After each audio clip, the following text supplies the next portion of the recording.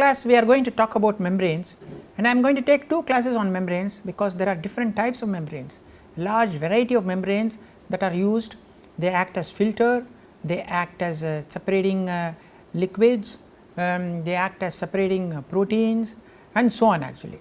So, different types of membranes each using different principles of operation. So, what are the different types of membranes, especially the important ones that are used for separation? The simplest ones are the microfiltration and the ultrafiltration. So, they are almost like your normal filter.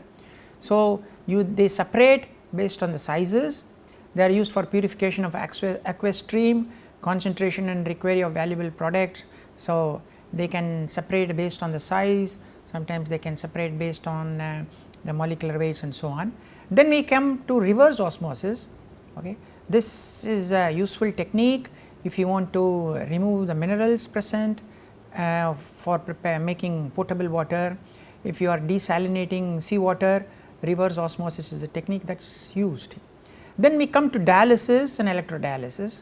They are based on concentration gradient, okay, and electrodialysis are based on applying electric voltage, and the charged ions move based on the voltage that is applied actually. And dialysis is very common in medical settings where patients who suffer from kidney damage, kidney failure are generally treated with this type of technique so that the salts present in their blood are removed. So, we will talk about that. For separating gases, so if I want to separate gases of various sizes, then we can use membranes. Purification is another technique where we can separate and concentrate liquid mixtures. Suppose you have water and an organic. So, I want to remove the water present, even the minutest amount of water can be removed using this type of technique. Especially this is very useful if you are concentrating fruit juices. We can't really heat fruit juices in a distillation column because they may get charred. So, we can use this type of technique called purification. So, so many different types of membrane based processes, and they all use different principles for their operations, okay, and we are going to spend some time in each one of them.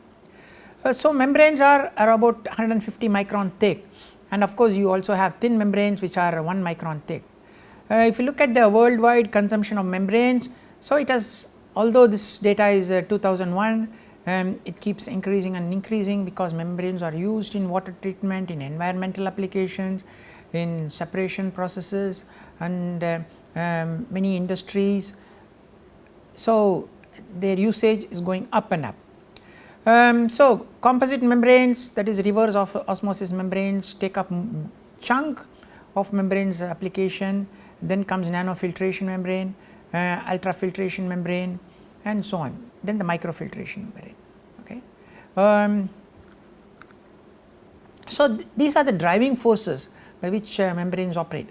If you look at microfiltration, generally the pressure is of the order of 0.1 to 1 bar, and the pore size is generally 0.0 to 10 micron. And what is the principle? It is based on sieving. That means it is almost like your filter. It captures or retains large particles and allows particles of smaller size. So, that is the microfiltration. Then comes ultrafiltration. Now, you can see the pressure is higher, and the particle membrane pore size also has come down. So, it has gone down to 0.001 to 0.02. Again, this is also based on sieving. So, I can capture smaller particles, I can also capture molecules of different molecular weights using this, but of course, the pressure is high. Then comes you have the nanofiltration, that is still smaller, and then comes reverse osmosis, and we are applying very large pressure, almost 100 bar pressure. There are no holes here, okay, absolutely no pores here, and the technique or the mechanism is diffusion based here. Then comes dialysis. As I said, this is used quite a lot in medical settings. It is based on the concentration difference.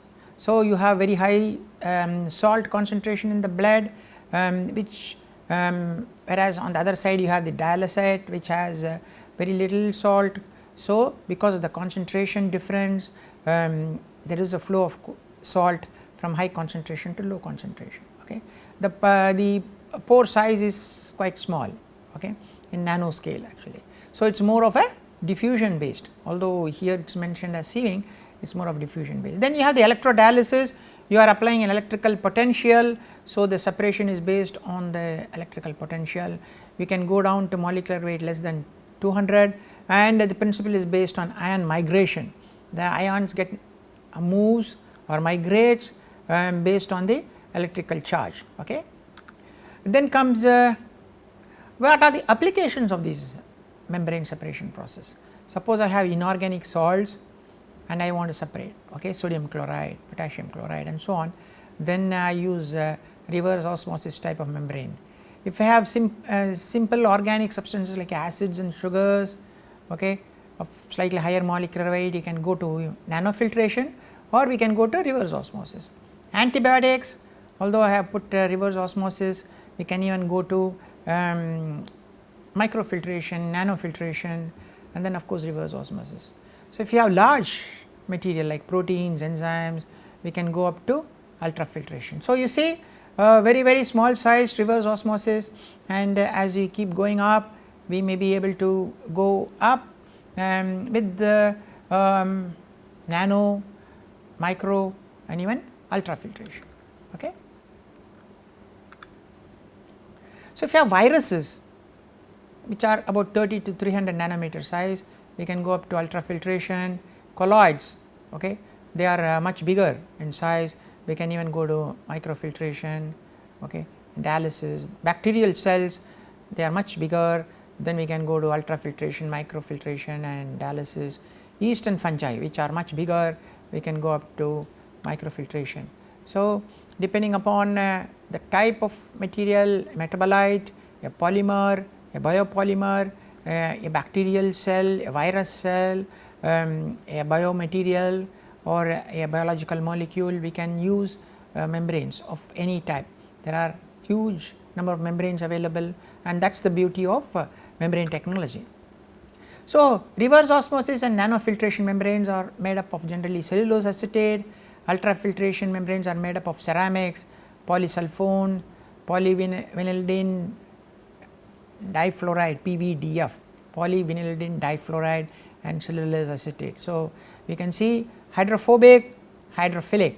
So, we can have a wide range of products that could be filtered using ultrafiltration membranes.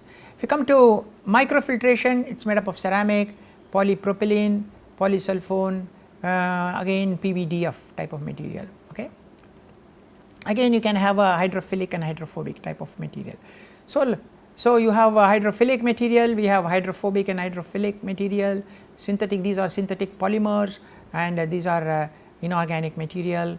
Again you have some synthetic polymers like PVDF, inorganic material. So, some of these materials can take up very high temperature, some of these materials like cellulose cannot take up very high temperature. Okay. So, we can have a wide range of operations depending upon the material of construction of these membranes.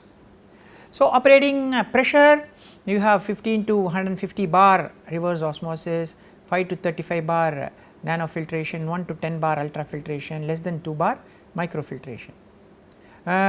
Pore size reverse osmosis and nanofiltration very small, 0.002, ultrafiltration 0.2 to 0.02 micron, microfiltration 4 to 0.02 micron. Again that is the order actually, because the pore size becoming smaller and smaller and smaller, pressure also becomes larger and larger and larger. Okay.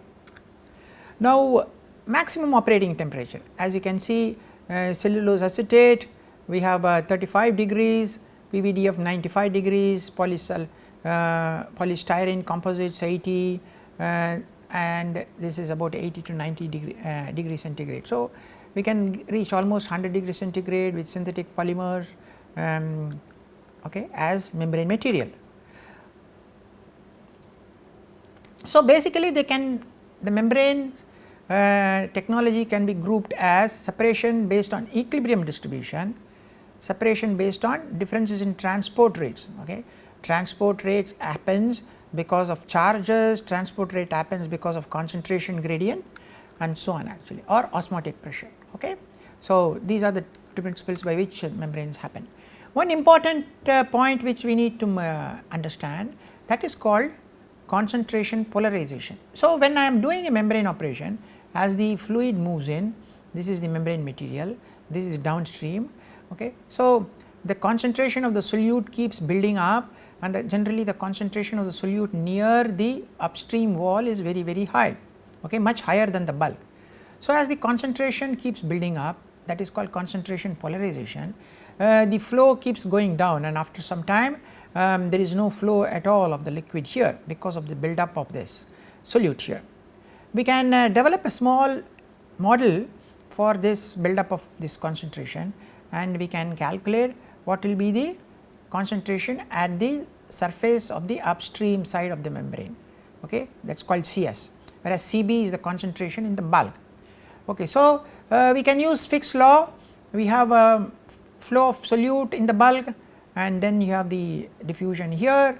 So, you have a J is the flux, then the concentration is equal to minus d dC by dx. Okay. So, x is the direction. So, at x equal to 0, that means near the wall on the upstream side, concentration is Cs, and at x is equal to d, if we call this as the thickness of a boundary layer, a stagnant boundary layer here, at x is equal to d, concentration is Cb.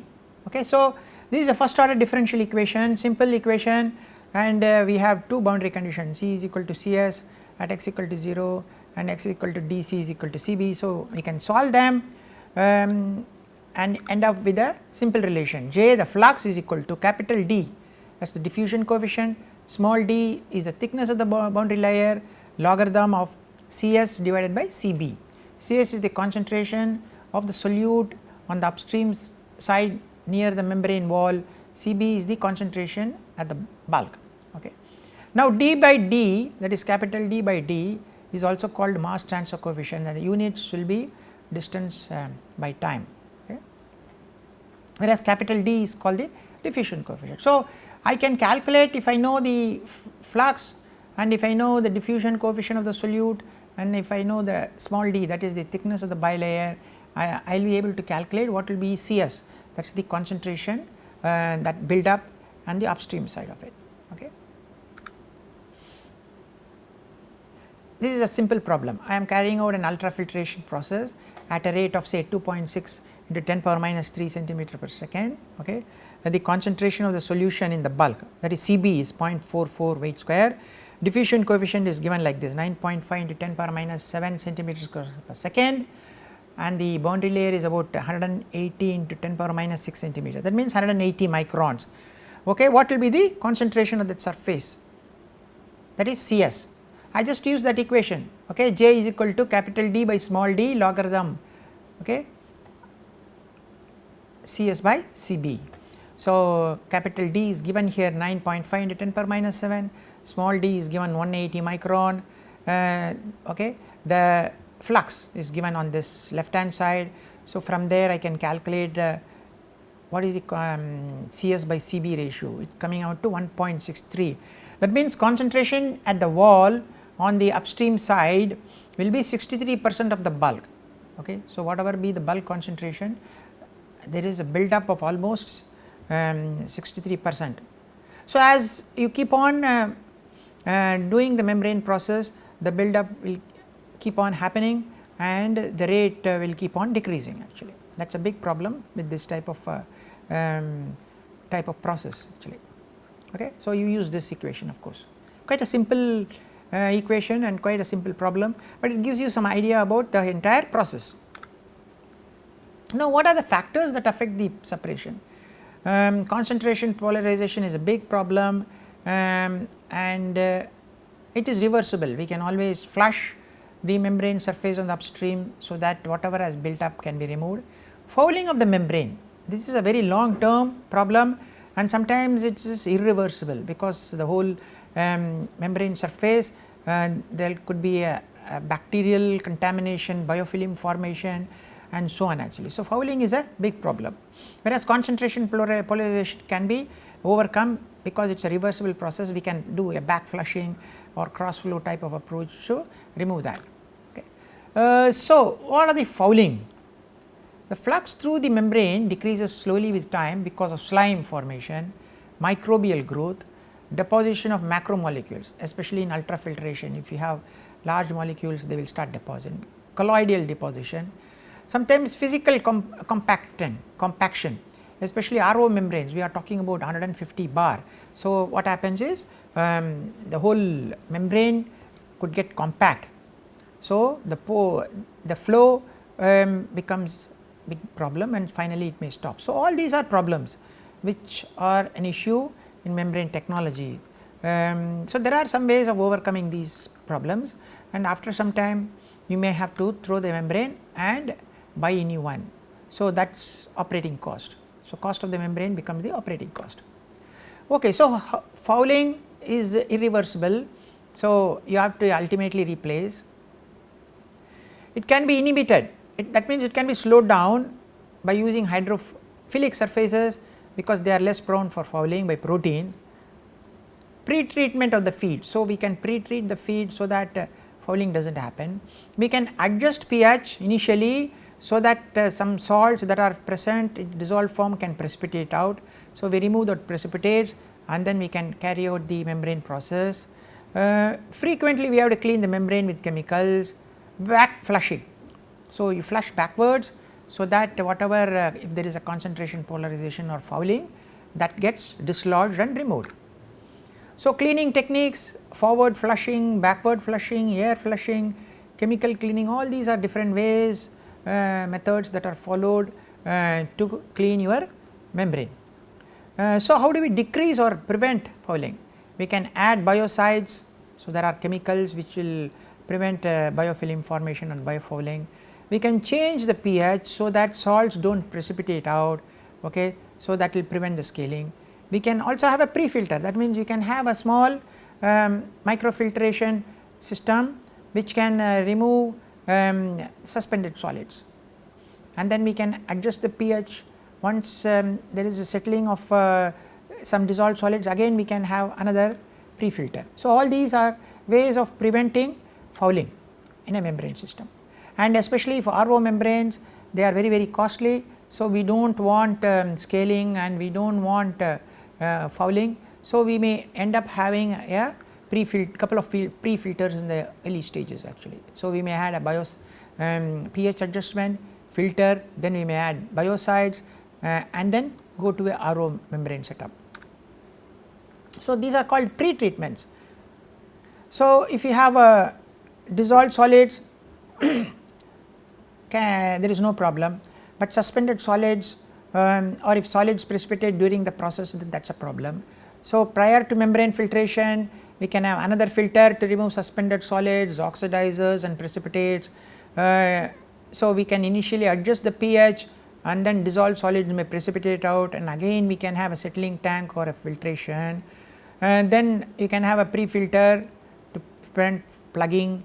Then we can add biocides or fungicide to prevent bacterial growth. So, like I said, so we can do so many things before they actually go into the membrane, which is very expensive. So, we can have different types of membranes early which are cheaper and then go to membranes which are more expensive. So, typically this is how it looks. You have a pump and it goes, you have the membrane module, then we get the filtrate, okay, and then this is where the membrane is placed. So, this is a direct flow, directly hits and then the filtrate comes out. So, analogously we can also have cross flow, I will show you that picture also, okay, or like we have dead end filtration and cross flow filtration, same way we can have in membranes also. So, how do you increase the velocity at the membrane surface? We can create turbulence, we can decrease the thickness of the concentration boundary layer, we can also delay the onset of concentration polarization. All these can increase the velocity of the membrane surface, and thereby it can also enhance the entire process, that means the separation process. This is a cross flow filtration. If you remember, analogous to the dead end, this is a cross flow filtration. So, here your solution flows parallel. So, obviously there is not going to be a concentration polarization, and there is not going to be a scaling also formed here actually. Okay, so that is the advantage of this type of design. Just like your filter, if you remember a few classes back we talked about cross flow filtration. So, here also we can do that. So, a typical equipment will look like that. You have a feed tank, and then you take through a pump, have a cross flow permeate. This is called a permeate, okay, and then the other one is called the retentate. Whatever that does not pass through the membrane is called retentate, and whatever passes through the membrane is called permeate. So, we can keep doing this many times until the solution here in the feed tank becomes very concentrated. Okay. So, what are the design criteria? A high membrane surface to volume ratio, this will minimize the space requirement and capital cost. So, we can have a very high membrane surface, but of course, when I use lot of membrane, I am going to spend some money on the membrane cost. So, you have to remember that equipment may be smaller, but the membrane cost will go up. So, you need to balance that.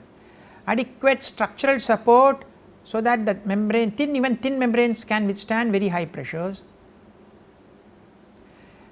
A low pressure drop on the concentrate side, so we have enough driving force for permeation. Turbulence in the upstream side, so that there is no concentration polarization and minimize fouling. Provision for back flushing, okay, so that whatever scales that are formed can be removed, and then also we should have option to replace the membrane. Whatever you do, the membrane life is fixed, and after some time we need to replace the membrane. It could be weeks, it could be months, it could be years. So, whenever you replace the membrane, you are adding to the operating cost. So, you need to remember that. Okay. Different types of membranes that are available: the flat sheet membrane or plate and frame, spiral wound membrane, it is in the form of spiral, tubular membrane, it is in the form of tube, hollow fiber module, that is shell and tube type of membrane. So, these are some pictures of it, right. So, this is a tubular membrane. So, this is a tube, and this is a porous membrane. So, your slurry is flowing like this, and you get the retentate here, and then on the along the circumference you get the permeate. The plate and frame type, it is like a plate and frame, you have the membrane material in the middle. So, the slurry flows, and then you get the permeate here. Third type is shell and tube. So, almost like a heat exchanger, you have lots of tubes which are made up of membrane material, so sort of porous. So, the permeate comes out on the shell side, the retentate comes through the tube side. So, you introduce the slurry here, many tubes are there almost like heat exchanger, and then the retentate comes out here, and then the permeate comes out through the shell side. Okay. So, these are the various designs. Then you have the spiral wound type also, it is like a spiral. So, there are different designs, and as I showed, there are different materials of constructions also that are available for making these membranes. Osmotic, reverse osmosis is a very important type of membrane process, which is used quite a lot for desalinating seawater, for making potable water, and so on actually. So, we need to little bit understand what is osmotic effect and what is osmotic pressure, hence we can understand what is reverse osmosis. So, if you take solvent molecules, they pass from a region of lower concentration, okay, to a region of higher concentration, okay. Lower concentration of some solute to a region of higher concentration of a solute. So, the driving force for the flow of solvent is chemical potential, okay. So, you are trying to balance the chemical potential.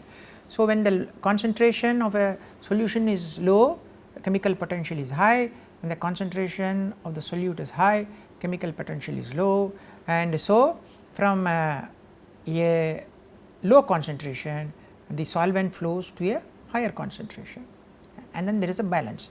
This is called osmosis. So, at equilibrium the chemical potential on both sides of the membrane are equal, and the fluid pressure is called the osmotic pressure of this solution. Okay. So, let us look at this pictorially. So, suppose I have brine, salt, brine is nothing but salt solution, I have pure water. Okay. So, what is happening? Brine you have salt, so obviously there will be certain pressure, chemical potential, and you have pure water, so there will be certain pressure. Okay. And the chemical potential for the water side, chemical potential for the brine side. So, this chemical potential is higher than this chemical potential. So, pure water will start flowing inside across this membrane into this, okay, until these two chemical potentials match. So, if in order to overcome that, if you this is called osmotic pressure. Okay. Now, in order to overcome that, I need to apply certain pressure, so that they do both balance. That is called reverse osmosis. Okay. That is reverse osmosis. Okay. So, we have pure water here on this side and salt solution on this side. So, because there is a salt solution, the chemical potential is low, because it is pure water, chemical potential is high. So, the chemical potential has to be balanced. So, pure water will flow into this and until it balances, and that is called the osmotic pressure. Okay. And if you want to balance these, you apply some pressure so that they get balanced, and that applied pressure is called the reverse osmotic pressure. Okay. And that is what happens in reverse osmosis process. Okay. In the reverse osmosis, when I apply certain pressure, the solvent here alone will flow, the salt or the inorganics present will not be able to flow. Okay. So, I can concentrate this side more and more of salt, and I can collect more and more of the pure solvent. That is what happens in reverse osmosis. So, if I have the seawater and I apply that pressure, osmotic pressure in the form of reverse, that is reverse osmotic pressure, water alone will flow through the membrane, and this side will become more concentrated brine. Okay. So, let us look at some equations. The permeate flux is J is equal to L into delta P. L is called the membrane permeability and delta P is the pressure, that delta P is the driving force. Okay. So, but osmotic pressure will also play a very important role. So, that will be sort of having a negative effect, or it will decrease the driving force. Okay. So, J is equal to L delta P minus S POS. POS is the osmotic pressure given by, if you remember, Van 't Hoff's relation nRTC, RT gas constant, temperature and concentration of the salt. S, if S is equal to 0, okay, that means the solids are completely passed. S is equal to 1, the solids are completely retained, or the solids do not pass through the membrane material. So, if the solids do not pass through the membrane material, you have on the upstream the concentrated solution with the solids, and you have on the downstream only the pure solvent. So, osmotic pressure will be fully acting, whereas if the solids completely pass, you have on both the sides solution containing solids. So, there will not be any osmotic pressure acting. So, S will become 0. So, this is the equation which we can use, and L is the permeability, and generally a manufacturer who is supply or a supplier of the membrane will give you this L value to you. Okay. So, if I know the L value from the manufacturer, I can calculate what will be the flux through the membrane. So, let us look at each one of these types of membrane as we go along. Okay. In the next class as well. As I said, we have the starting from microfiltration, we go to ultrafiltration, we go to nanofiltration, we go to reverse osmosis, and so on actually. So, in reverse osmosis, the membrane pore size is very small, okay, practically 0, and the flow happens, okay, that means the solvent flows through the membrane material, and salts and low molecular weight materials are retained. Okay. So, in the normal osmotic pressure, as I mentioned before, the solvent diffuses through the membrane from the solvent side to the solution side. In reverse osmosis, what we are doing is we are applying very large pressure, so that the solvent flows from the solution side to the pure solvent side. Okay. That is what happens. If you remember this, it flows from the solution side to the pure solvent side. That is what it does in reverse osmosis. So, we can use it for separating low molecular weight products such as salts, desalination of seawater, sugars, organic acids from aqueous solutions. It is used quite a lot in food and dairy industries to concentrate fruit juices. That means I can just remove whatever water is present, little amount of water present in my fruit juice. We can use it for vegetable juices. So, I can operate it at room temperature, I do not have to heat up the fruit juice to remove the water. Okay. So, that is the advantage of reverse osmosis, but the running cost is high, the reverse osmosis membrane cost is very high. And then comes the nanofiltration. This is almost like reverse osmosis, but the membranes are slightly more porous. So, we can use it for separating molecules up to 500 Dalton. You can see here it is very small, and here we can reach for up to 500 Dalton actually. Okay. So, we will continue these membranes in the next class also. Thank you very much.